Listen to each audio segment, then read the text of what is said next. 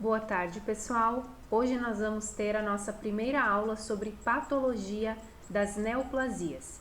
Esse é um conteúdo bastante extenso, então a gente vai estar dividindo este assunto em várias videoaulas. Eu espero que vocês acompanhem e gostem. Inicialmente, o que nós precisamos entender é a diferença entre as definições dos seguintes termos: neoplasia, tumor e câncer. Quando a gente fala em neoplasia, neoplasia é um termo que significa novo crescimento, ou seja, as neoplasias se referem a um processo de crescimento e multiplicação descontrolado das células.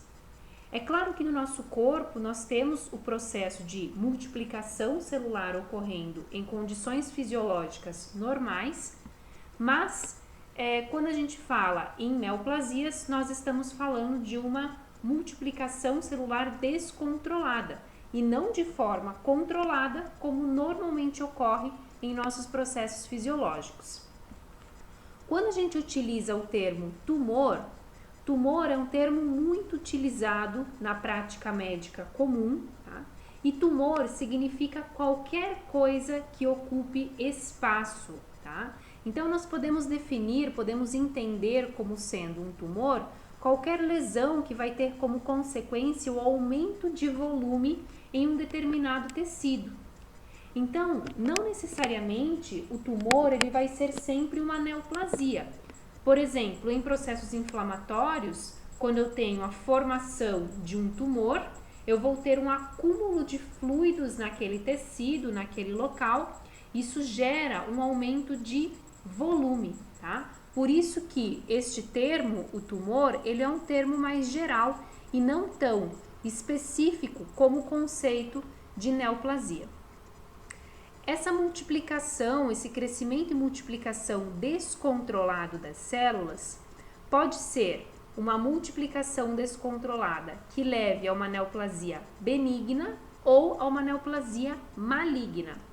Quando a gente utiliza estes termos, neoplasia maligna, nós estamos nos referindo a um câncer. Então, câncer é um termo utilizado para identificar qualquer neoplasia maligna. Além disso, o que eu coloquei aqui para vocês, que a palavra câncer, ela deriva da palavra em latim caranguejo. Por quê? Justamente porque estes animais, eles conseguem se aderir em qualquer parte do corpo que eles se agarram, tá? Muito semelhante às células cancerosas, as neoplasias malignas. Como que nós podemos estar classificando o câncer? Então, nós podemos, ou melhor, as neoplasias, né? Nós podemos estar classificando as neoplasias pelas células de origem desta neoplasia, pelo comportamento clínico destas células neoplásicas, e aí vamos estar classificando em neoplasias benignas ou malignas, ou por meio de alguns aspectos microscópicos. Então, estas são as três formas de classificação das neoplasias. Nesta primeira videoaula, nós vamos estar falando sobre esta primeira forma de classificação. Esta primeira forma, ela procura dar nome às neoplasias a partir da origem da célula que sofreu mutação, ou seja, a partir do tecido que deu origem a esta neoplasia.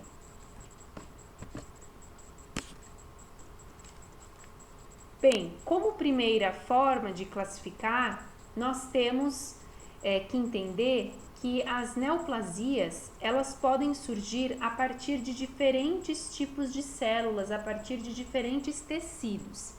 Elas podem surgir, por exemplo, ter sua origem a partir de um tecido mesenquimal, a partir de um tecido epitelial ou até mesmo a partir de células sanguíneas. Quando a célula de origem da neoplasia é uma célula que compõe um tecido mesenquimal, nós podemos classificar esta neoplasia em benigna ou maligna. Quando essa neoplasia ela for benigna, como que a gente vai dar nome a ela? Nós vamos adotar a seguinte regra: vamos utilizar o nome da célula do tecido de origem, ou ainda o nome desse tecido de origem, mais o sufixo oma. Por exemplo, se eu falo para vocês que a neoplasia, ela surgiu no tecido ósseo, esse foi o tecido de origem dela. Ou seja, nós vamos dar o nome para esta neoplasia da seguinte forma: osteócitos, que são células que compõem a matriz óssea, mais o sufixo oma, e aí nós temos este nome aqui, osteoma. Da mesma forma, se a neoplasia benigna, ela teve origem no tecido fibroso, neste caso, nós vamos juntar o nome fibroblastos, que são as células que compõem esse tecido fibroso, mais o sufixo oma, fica fibroma. E assim por diante. Olha só, tecido cartilaginoso, se esse foi o tecido de origem da neoplasia, nós vamos unir os seguintes nomes: condrócitos mais o sufixo oma, que fica condroma. No tecido adiposo, lipoma. Então, estes são alguns exemplos de neoplasias benignas que tiveram sua origem no tecido mesenquimal. Aí vocês podem estar me questionando: então quer dizer que sempre quando a gente tiver o sufixo oma no nome da neoplasia, então vocês percebem que aqui nós temos o sufixo oma, aqui nós temos o sufixo oma, aqui também no finalzinho, e aqui em lipoma também. Sempre quando a gente tiver esse sufixo oma, isso vai designar uma neoplasia benigna? Não. Esta é uma regra, mas como toda regra, existem exceções. Quais são as exceções principais que entram aqui? Por exemplo, os melanomas ou ainda os linfomas. Os melanomas e os linfomas, eles têm esse sufixo oma na sua palavra. No entanto, tanto os melanomas quanto os linfomas não são consideradas neoplasias benignas e também não se originam desses tecidos mesenquimais. Nós também podemos ter uma neoplasia classificada como maligna de origem de um tecido mesenquimal. Aqui a regra muda um pouco para dar nome a estas neoplasias. Então, a gente vai utilizar, da mesma forma, o nome da célula daquele tecido de origem ou o nome do tecido de origem, mais esta palavrinha, sarcoma. Tá? Então, se aquele tecido ósseo que deu origem à neoplasia benigna, ou seja, aquele osteoma, ele passa a ter algumas características de malignidade, eu não vou mais chamar esta neoplasia de osteoma, e sim de sarcoma osteogênico, ou ainda, como algumas literaturas falam, osteosarcoma. Se aquele tecido fibroso, aquele fibroma, ou seja, uma neoplasia benigna, passa a ter algumas características de malignidade, eu não vou mais chamar de fibroma, e sim de fibrosarcoma. E aqui da mesma forma, condrosarcoma, liposarcoma. Então, vocês percebem que esta palavra, sarcoma, que a gente pode observar tanto no início quanto no fim aqui do nome destas neoplasias, vai designar uma neoplasia maligna, tá?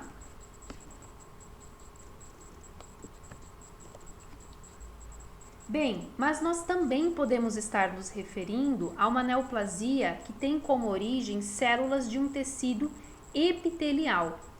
Da mesma forma que a gente viu antes, essas neoplasias também podem ser tanto neoplasias benignas quanto neoplasias malignas. Tá? Quando a neoplasia for benigna, essa neoplasia benigna ela pode receber o nome de adenoma ou papiloma ou ainda cistadenomas. Os adenomas é quando o tecido epitelial ele forma glândulas. Então, quando aquele tecido epitelial que está dando origem à neoplasia forma glândulas, como por exemplo, no tecido epitelial do cólon, que reveste o cólon, o tecido epitelial das mamas, dos pulmões, garganta, pâncreas, fígado, são tecidos que podem dar origem a neoplasias e que, se der origem a uma neoplasia benigna, nós vamos chamar de adenoma. Por quê? Porque este é um tecido epitelial que forma glândulas, possui glândulas na sua estrutura. Papilomas. Papilomas é quando o tecido epitelial ele forma projeções na forma de dedos, sendo muito comum de se observar esses papilomas aonde? No trato gastrointestinal. E os cistadenomas são aqueles tecidos epiteliais que formam cistos, ou seja, com formação cística, sendo muito comum de ser observado aonde? Nos ovários. Aqui eu tenho o exemplo dos chamados pólipos intestinais. Então, se vocês voltarem neste slide anterior, eu dei o exemplo dos pólipos, né, como sendo um exemplo de adenoma que ocorre aonde? No cólon, no intestino grosso. Estes pólipos intestinais, eles apresentam esses crescimentos anormais na mucosa do intestino, como a gente está vendo aqui nas figuras, tá? Esses crescimentos anormais na mucosa do intestino grosso, e inicialmente eles são considerados benignos, ou seja, são considerados adenomas, mas eles podem crescer e até se transformar em estruturas malignas, em neoplasias malignas. Por isso da importância de se remover cirurgicamente esses pólipos intestinais. Se eles se transformarem em neoplasias malignas, a gente não chama mais de adenoma, e sim de adenocarcinoma. E é justamente isso que a gente vai estar falando agora. Eu também posso me referir a uma neoplasia de origem de um tecido epitelial, mas que é uma neoplasia maligna. Nesse caso, como que a gente dá nome a essas neoplasias malignas? Nós utilizamos a palavra carcinoma associada a alguma característica do tumor. Então, por exemplo, se a característica daquele tumor é apresentar glândulas na sua estrutura, nós vamos chamar de adenocarcinoma. O exemplo são os pólipos intestinais, que podem se transformar em adenoscarcinomas, ou ainda o chamado carcinoma basocelular. Esse carcinoma basocelular, ele é proveniente de queratinócitos, que são células localizadas próximas à camada basal da nossa pele, e é o tipo de câncer de pele mais frequente na população.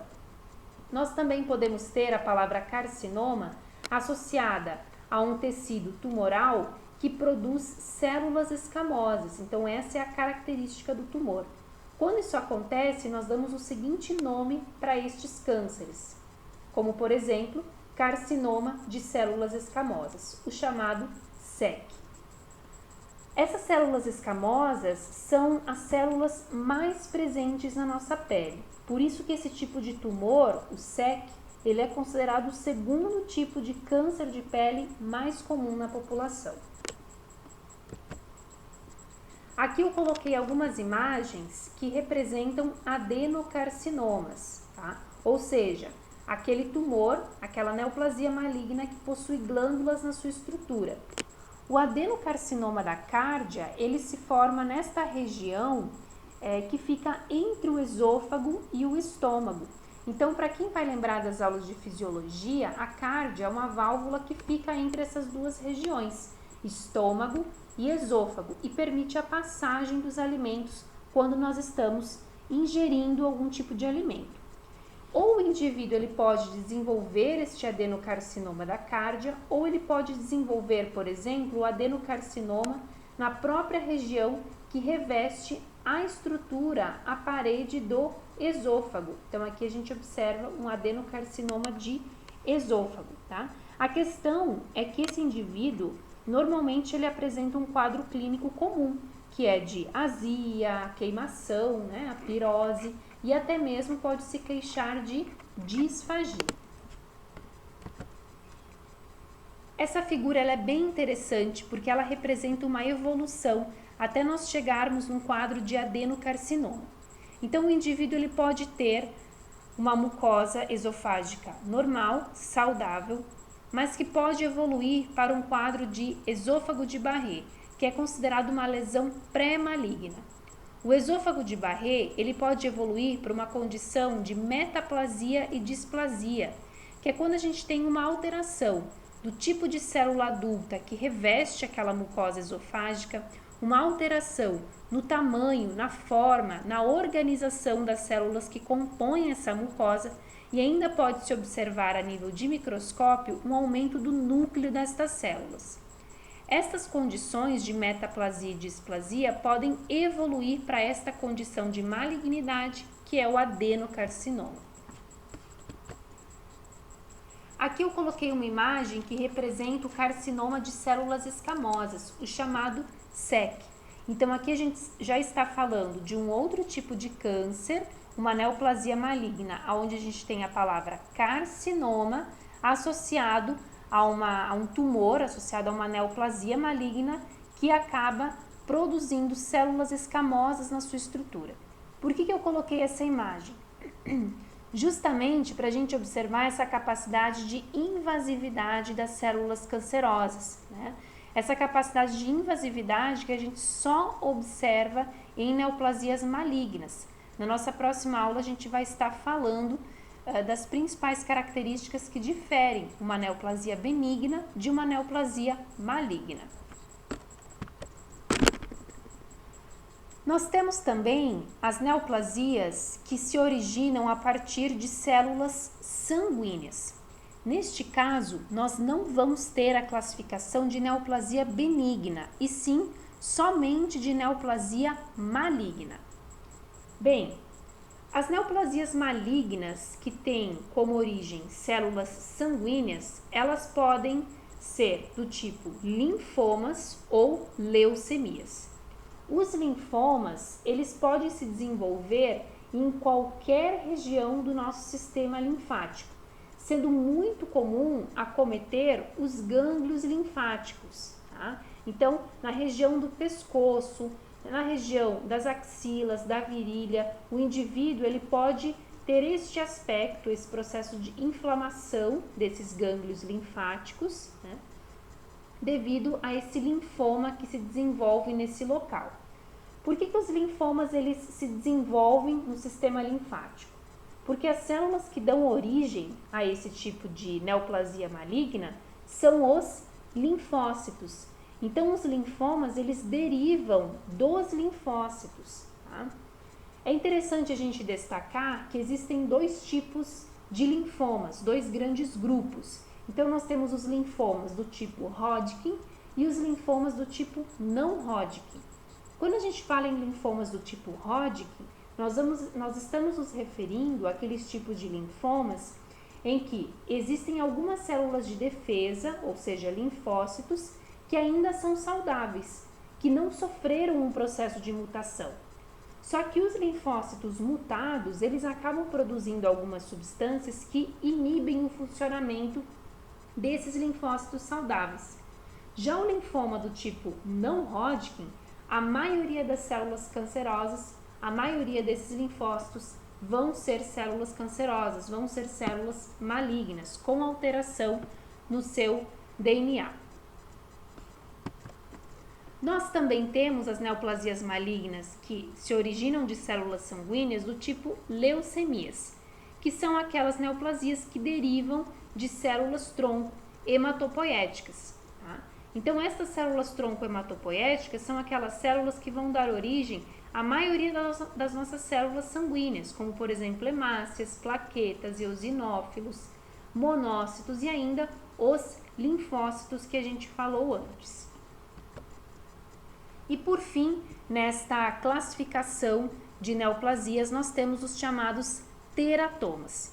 Os teratomas, eles se originam a partir de células germinativas totipotentes. Essas células germinativas totipotentes são aquelas células presentes nas nossas gônadas e que vão originar os gametas masculino e feminino. Essas células totipotentes são células que conseguem se diferenciar em qualquer tipo de célula do nosso corpo. Por isso que esses tumores, os teratomas, eles são formados por tecidos que derivam dos 3 folhetos germinativos, ectoderme, mesoderme e endoderme. Então, eu posso ter, por exemplo, um teratoma desenvolvido em ovários, em restos embrionários, sendo muito comum na região dos ovários, mais comum, porque na verdade esses teratomas são neoplasias raras. Pessoal, eu espero que vocês tenham gostado e até a nossa parte 2 desta aula sobre patologia das neoplasias.